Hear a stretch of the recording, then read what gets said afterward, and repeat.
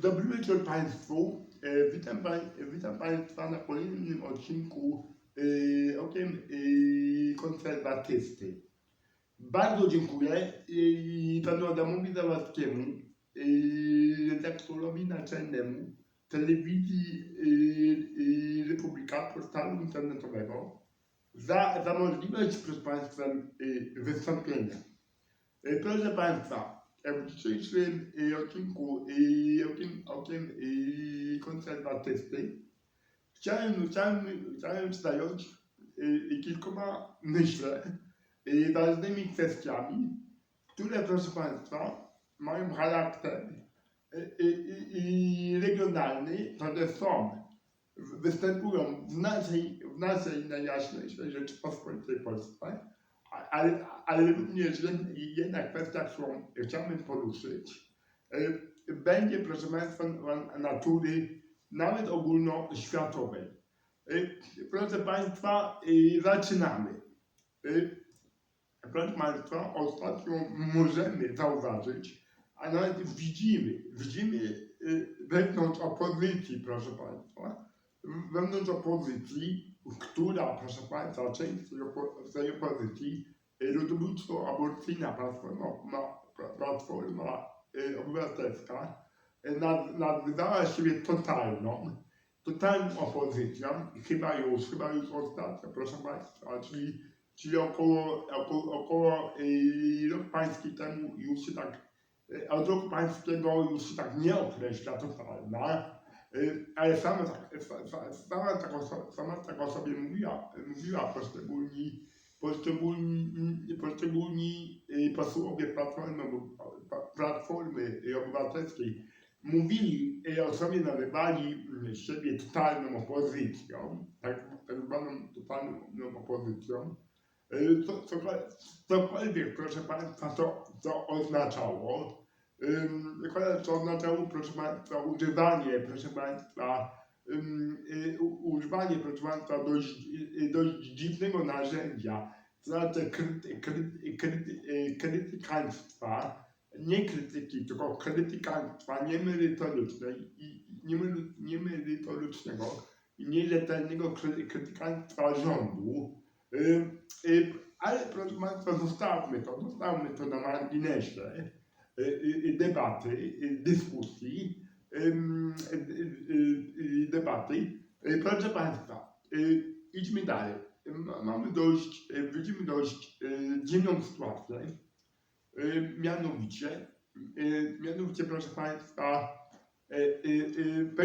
ruch pana Szymona Hołowni, Polska 2050, Anno Domini, proszę Państwa, ruch nie będący, ruch polityczno-partyjny,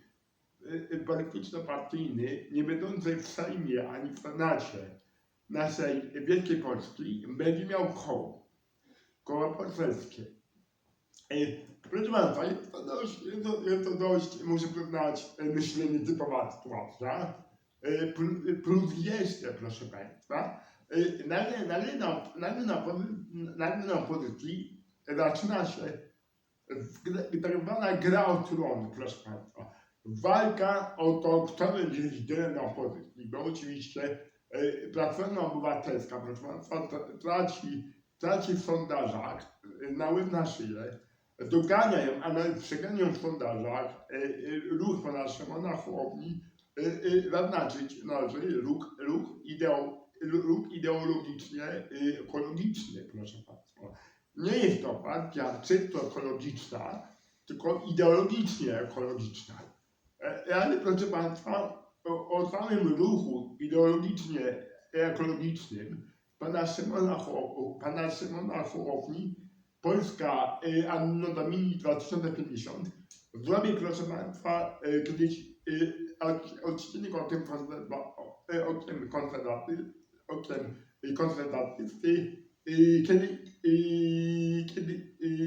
kiedy indziej. Proszę Państwa, na razie skupmy się na meritum tego odcinka. Mamy tutaj, proszę Państwa, rzecz ciekawą, tak jak powiedziałem, grę o tron na opozycji. Kto będzie liderem na opozycji?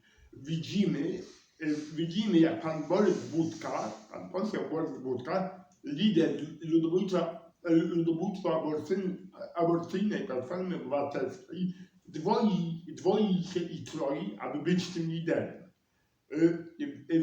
Widzimy ruch ideologiczny, ekologiczny, ruch pana Szymona Hołowni, Polska 2050, Anny Domini, który przegania w sondażach Platformy Obywatelską. Proszę Państwa, sondaże sondażom nierówne. Tam, proszę Państwa, mam ambiwalentny stosunek do sondaży, tak? Aczkolwiek, proszę Państwa, wiem o tym też, że zwykli ludzie patrzą się na sondaże i lubią sondaże. Chociaż ostatnio widziałem sondaż pomiędzy dwa sondaże, pomiędzy jednym i drugim PiS wygrywa z Platformą Obywatelską z 9%, a pomiędzy inną przegrywa 9%. Dość dziwne, proszę Państwa, aczkolwiek znamy już takie przypadki w historii naszej wielkiej i wspaniałej Polski. Proszę Państwa, oczywiście wspomnieć należy o ostatnim sondażu neobolszewickiego Okopres, w którym, proszę Państwa, rzekomo tak zwana koalicja Platformy Obywatelskiej, tak jest koalicja 276, de facto ideologicznie genderowa, lesbian, gay, biseksual, panseksual, queer plus, nagle tutaj, prawda, zdobywa większość w parlamencie naszej najjaśniejszej Rzeczypospolitej Polskiej, prawda, i wygrywa wszystkie wybory, tak, że nawet posłowie tej ideologicznie genderowej koalicji 276 będą mogli, proszę Państwa, tak, tutaj pokonać weto pana prezydenta doktora Andrzeja Dudy, prezydenta naszej wielkiej Polski. Oczywiście, proszę Państwa, już posłowie i panie posłowie ludobójstwa aborcyjnej Platformy Obywatelskiej zaczęli wieść sukces. Ale proszę Państwa, drodzy, rzekomo sprzymierzeńcy na lewicy, czyli na przykład poszczególni posłowie i lewicy z jednej strony, ideologicznie neobolszewickiej, i z drugiej strony, proszę Państwa, PSL-u, proszę Państwa, no, proszę Państwa, nie garną się do tej, proszę Państwa, wynaturzonej, potworkowatej koalicji 276 ideologicznie genderowej. Lesbian, gay, biseksual, pansexual, queer, pansexual, queer plus. Proszę Państwa, więc widzimy taką dziwną rzecz, ale mianowicie, proszę Państwa, wewnątrz samej ludobójstwa aborcyjnej Platformy Obywatelskiej również zaczęły się dziać dziwne rzeczy. Mianowicie, źle powiedziałem, proszę Państwa, podziały na kanwie, proszę Państwa, idei oraz na kanwie ideologii. To znaczy, wszystkie media, proszę Państwa, i prawicowe, i lewicowe, i neobolszewickie, i konserwatywne, zaczęły mówić o grupie konserwatystów w ludobójstwa aborcyjnej Platformie Obywatelskiej. Proszę Państwa, ale aby ci posłowie, te panie i panowie posłowie są na pewno, proszę Państwa, konserwatystami, myślę, że należy zadać to pytanie. A więcej to pytanie, myślę, jest konieczne dla dobra konserwatyzmu i dla dobra naszej najjaśniejszej Rzeczypospolitej Polski. Dlaczego? Ponieważ jeśli, proszę Państwa, konserwatystami są ci posłowie, na przykład pan poseł Ireneusz Raś, to jest w ludobójczej aborcyjnej Platformie Obywatelskiej i inni posłowie, i inni europosłowie tejże ludobójczej aborcyjnej Platformy Obywatelskiej, to proszę Państwa, w takim razie, kim proszę Państwa, na przykład ja jestem, czy na przykład proszę Państwa poszczególni posłowie z Konfederacji, na przykład proszę Państwa pan poseł Robert Winnicki, czy pan poseł Grzegorz Braun, czy poszczególni proszę Państwa posłowie w Prawie i Sprawiedliwości, na przykład pani poseł Anna Maria Siarkowska, czy pan poseł Wróblewski, tak? Czy pan poseł Rzymkowski. Proszę Państwa, ja nie jestem posłem, ale proszę Państwa, jeśli ci posłowie z ludobójczej aborcyjnej Platformy Obywatelskiej mieniący siebie konserwatystami, ale dokładnie, proszę Państwa, co oni mówią? Oni, proszę Państwa, mówią, że powinien być dzięki Panu Bogu w Trójcy Najświętszej, ta część z tego zgniłego, aborcyjnego, tak zwanego kompromisu, nie ma go. Dzięki Panu Bogu w Trójcy Najświętszej. Proszę Państwa, jednakże oni mówią, że powinien być do tego powrót, tak? Czyli że nadal w majestacie prawa, proszę Państwa, społeczeństwo nasze powinno wykluczać część obywateli z dyskursu społecznego. Nie tylko z dyskusji społecznej, ale i nie dawać im prawa do życia, prawa do narodzin. A więc, proszę Państwa, mówimy o tysiącu dzieci nienarodzonych, które były mordowane w majestacie prawa, ale raczej to nie było prawo, tylko dehumanizacja. Dehumanizacja, proszę Państwa, ale to była ludobójcza eugenika, proszę Państwa, która w części jest nadal, ponieważ można mordować dzieci nienarodzone poprzez obrzydliwą aborcję, które się na przykład poczną w wyniku ohydnego gwałtu. Gwałt, proszę Państwa, jest obrzydliwym, ohydnym, proszę Państwa, procederem. Gwałciciel powinien być, proszę Państwa, skazany, osądzony, skazany, nawet proszę Państwa, na dożywocie, tak? Tutaj myślę, że wszyscy zgadzamy bez dwóch zdań. Czy mnie oglądają konserwatyści, czy ludzie o poglądach lewicowych, czy ci nawet o poglądach neobolszewickich. Proszę Państwa, myślę, że tutaj bez dwóch zdań się wszyscy zgodzimy. Kobieta powinna mieć, proszę Państwa, pomoc psychologiczną, proszę Państwa, materialną, jeszcze by nie chciała, to oczywiście duchową również. Myślę, że proszę Państwa, tutaj wszyscy się zgodzimy. Ale czemu, proszę Państwa, karać dziecko nienarodzonego człowieka, które jest niewinne morderstwem? No proszę Państwa, pytanie retoryczne, nie wymagające odpowiedzi. Proszę Państwa, i teraz tak, my jako konserwatyści powinniśmy, proszę Państwa, dbać o każdego człowieka, tego nienarodzonego i tego już narodzonego. To jest, proszę Państwa, bez dwóch zdań. To, proszę Państwa, jest papierkiem lakmusowym bycia konserwatystą. Czy ty popierasz mordowanie dzieci, ludzi nienarodzonych poprzez obrzydliwą aborcję, czy nie popierasz? Czy to jest za tym haniebnym, obrzydliwym ludobójstwem aborcji? Czy to jest za tym, aby każdy człowiek, każde dziecko nienarodzone miało prawo się urodzić, proszę Państwa?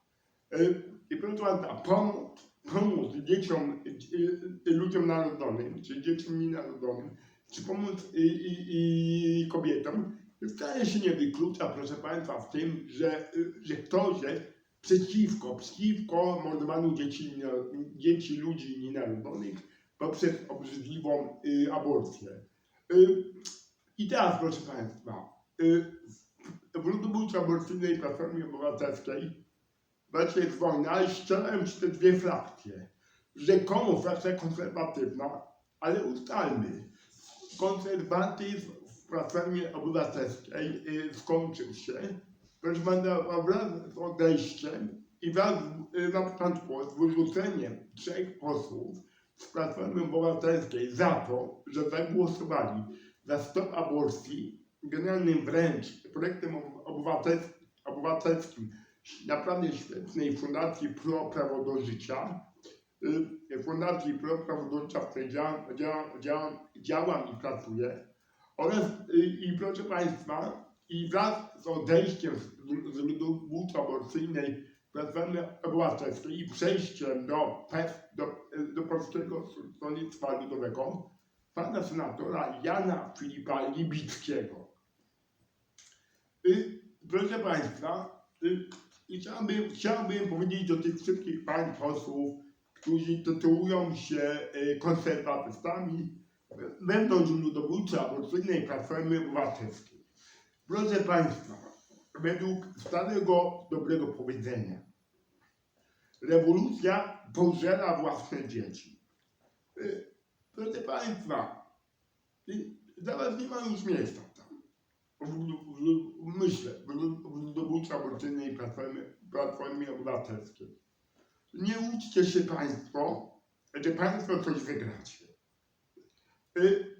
Proszę się uczyć. Moja rada, uczymy się wszyscy na tym, na doświadczeniu państw zachodnioeuropejskich.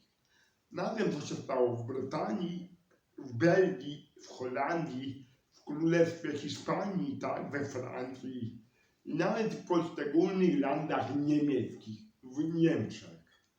Tam, proszę Państwa, widzimy, co się dzieje, czy na Malcie.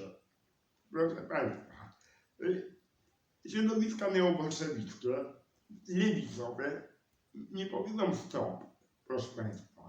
Tam nie ma, proszę Państwa, w tych środowiskach lewicowych, neobolszewickich, ideologicznie genderowych, lesbian, gay, biseksual, transseksual, panseksual, queer, plus, pewnego bezpiecznika tam nie proszę Państwa, powiem stop. Diaboliczny walec diabolicznej rewolucji musi iść naprzód. Musi ciągle przejść naprzód, proszę Państwa. Tutaj w katolickiej na przykład, zwłaszcza szczególnie w katolickiej nauce społecznej, wszystkie, proszę Państwa, używając języka czy proszę Państwa, pewnego słownictwa, świętej pamięci pana Gilberta Keefa Chestertona, w świętym kościele i katolickiej nauce społecznej, wszystkie, proszę Państwa, idee, takie jak sprawiedliwość, solidarność, pomocniczość, proszę Państwa, troska, wszystkie idee społeczne, takie jak, proszę Państwa, bycie obywatelem, proszę Państwa, również państwo obywatelskie, wszystkie te idee, wolność, proszę Państwa, wszystkie te idee są ze sobą, mieszkają ze sobą w jednym domu i się nie kłócą ze sobą. Nie ma tak, że jedna idea jest ponad drugą. Wszystkie idee są, proszę Państwa, są ściśle powiązane i, proszę Państwa, żyją ze sobą w hierarchii. Czyli, proszę Państwa, nie ma wolności bez odpowiedzialności. Proszę Państwa, wolność w katolickiej nauce społecznej ma 2 wymiary. Od czegoś i ku czemuś. Czyli proszę Państwa, jako że konserwatyści również są na tym, aby małżeństwo było tylko proszę Państwa, było 2 osób, 2 płci, kobiety i mężczyzny do końca życia. Jedno małżeństwo do końca życia. I to nie oznacza, proszę Państwa, że tracę wolność. Proszę Państwa, w pewnym wymiarze w pewnych aspektach tak, a też zyskuje, proszę Państwa, wolność. Czyli wolność ma dwa wymiary. Od czegoś i ku czemuś. Mówię tu również jako tomista, proszę Państwa. Tam te dwa aspekty wolności od czegoś ku czemuś, proszę Państwa, to jest tomizm. O tym mówił, proszę Państwa, święty Tomasz Średniowieczu już w XIII wieku pańskim, święty Tomasz z Akwinu. Dlaczego o tym mówię? Ponieważ, proszę Państwa, widzimy jak na sztandarach środowisk lewicowych oraz neobolszewickich i ideologicznie ekologicznych, na przykład ideologicznie ekologicznej partii Zieloni, są ciągle, proszę Państwa, takie slogany typu, że my konserwatyści, komuś zabieramy wolność. Na przykład kobietom. Albo my, proszę Państwa, nie popieramy związków partnerskich. Tak zwanych. My, proszę Państwa, jesteśmy przeciwko gejom, lesbijkom, ludziom uważających siebie właśnie za gejów, lesbijki, transseksualistów i tak dalej, że chcemy komuś wchodzić do łóżka. Tylko proszę Państwa, to wszystko jest kłamstwo i slogany. To wszystko jest kłamstwo i slogany. Ponieważ, proszę Państwa, właśnie te dwa aspekty wolności, od czegoś ku czemuś. Proszę Państwa, ja jako konserwatysta nie chcę nikomu wchodzić do łóżka. I niemalże mnie to nie interesuje, co kto robi, proszę Państwa, i w jakich układach w łóżku. Tak samo, proszę Państwa, ja się nie pytam nikogo, czy jest gejem, czy lesbijką. Proszę Państwa, i nawet nie wiem, nikt tego nie ma wypisane na twarzy, że ktoś jest takiej orientacji, a nie inny. Jednakże, proszę Państwa, to nie oznacza, że nie mogę krytykować. Tak? Proszę Państwa, krytyka, proszę Państwa, jest właśnie jednym z objawów wolności, że jako wolny obywatel Polski mogę powiedzieć swoje zdanie krytyczne w stosunku do zachowania innych osób. Czyli skoro, proszę Państwa, uważam, że homoseksualizm jest chorobą dewiacją z zaburzeniem i chorobą dewiacją, mogę to powiedzieć, proszę Państwa. Mogę to powiedzieć, mogę to wyartykułować i tak dalej, i tak dalej. I o tym, proszę Państwa, również zrobię odcinek, jak da Pan Bóg, który to przynajmniej odcinek konserwatywny. I proszę Państwa, to nie oznacza, że nienawidzę gejów i lesbijek, tak? To proszę Państwa, kobiet, mężczyzn, to w ogóle nie oznacza to i to w ogóle nie oznacza, proszę Państwa, że jestem za, proszę Państwa, biciem gejów i lesbijek. Tak samo, czy kogokolwiek innego i człowieka, i zwierzęcia, proszę Państwa, tak samo, jako że jestem, proszę Państwa, za tym, że zwierzęta nie cierpią, tylko, proszę Państwa, odczuwają ból fizyczny, nie oznacza to, proszę Państwa, że jestem za katowaniem zwierząt. Bynajmniej, w ogóle to nie oznacza. I proszę Państwa, i to również nie oznacza, że jestem, proszę Państwa, wegetarianinem. Bo nie jestem. Bardzo lubię jeść mięso, wołowinę, wieprzowinę, ciemniczne. Proszę Państwa, i to nie oznacza również, proszę Państwa, że uważam, że wegetarianizm jest zły, proszę Państwa, jest zły, czy że w ogóle ludzie wegetarianie są ludźmi głupimi, złymi, nie wiem, brzydkimi, niedobrymi, prawda, niegodziwymi. Nie, proszę Państwa, to w ogóle tak nie oznacza. Tylko, proszę Państwa, jeśli ktoś używa takich sloganów, niezależnie z której strony jest, czy ze strony naszej konserwatywnej, czy ze strony neobolszewickiej, uprawia, proszę Państwa, demagogię raz, oraz używa, proszę Państwa, jakby to ujął zapewne świętej pamięci pan Arthur Schopenhauer w swojej książce Estyka, sztuka prowadzenia sporów, argumentum ad personam, proszę Państwa. Ale na przykład jednego z chwytów elastycznych argumentum ad personam, prawda? A nie chwytów retorycznych, tylko chwytów niestety bardzo, bardzo szkodliwych, bardzo, bardzo głupich, elastycznych, na przykład argumentum ad personam. Obrzydliwego chwytu elastycznego, ochronnego argumentum ad personam. I proszę Państwa, idziemy dalej. Kolejnym kwestią, którą chciałem się zająć, została, proszę Państwa, że proszę Państwa, YouTube, tak, neobolszewicki YouTube zablokował, proszę Państwa, stronę Lifeside News. Największą na świecie stronę, proszę Państwa, pro-liferów, proszę Państwa, założoną przez amerykańskich, proszę Państwa, ludzi, którzy walczą z mordowaniem dzieci, ludzi nienarodzonych poprzez ochronę aborcję. Proszę Państwa, tłumacząc o tym, że rzekomo strona Lifeside News, genialna wręcz strona pro-liferów Lifeside News, proszę Państwa, pisała coś nieprawdziwego pod kątem nieszczęsnej pandemii COVID-19. Proszę Państwa, słusznie napisali, proszę Państwa, w oświadczeniu założyciele, czy może ci, którzy prowadzą stronę, generalnie wręcz Lifeside News, napisali, proszę Państwa, pro-liferzy z Ameryki, amerykańscy pro-liferzy, prowadzący genialną wręcz stronę Lifeside News, że proszę Państwa, to się zbiegło proszę Państwa, z tym, iż pan Joe Biden został prezydentem Stanów Zjednoczonych Ameryki Północnej.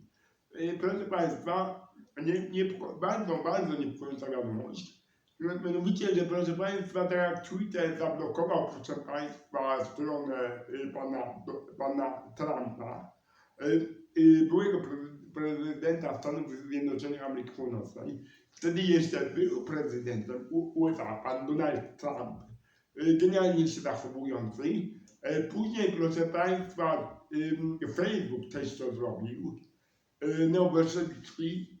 Proszę Państwa, widzimy, proszę Państwa, jak środowiska lewicowe, oczywiście nie wszystkie, głównie środowiska neobolszewickie, walczą, proszę Państwa, z konserwatyzmem, ale proszę Państwa, my się nie poddajemy, nie pierwszy raz, ani nie ostatni, niestety zapewne nie ostatni. Będą z nami próbowali nas, proszę Państwa, pokonać, wygrać z nami, ale proszę Państwa, my się nie dajemy. Proszę Państwa, ci z Państwa, którzy oglądają teraz okiem konserwatysty i są niewierzący, proszę Państwa, proszę o dobre myśli, proszę również o działania, na przykład w Fundacji Prawo do Życia, ale też w innych fundacjach, proszę Państwa, również w konserwatywnych partiach politycznych, na przykład w prawicy Rzeczypospolitej.